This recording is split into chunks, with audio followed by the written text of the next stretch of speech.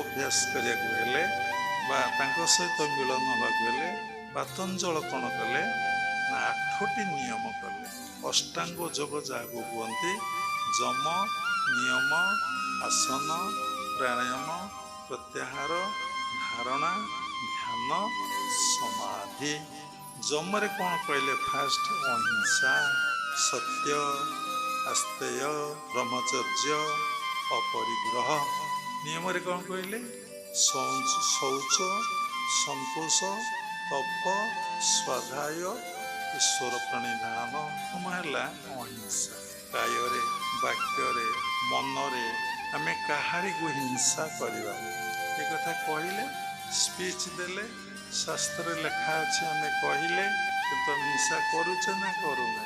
ସମସ୍ତେ ସମସ୍ତଙ୍କୁ ହିଂସା କହିବେ ଏକେ ଏକେ, ସର୍ବେ ଗମିମେ ଦୁଃଖେ ସୁଖୀ।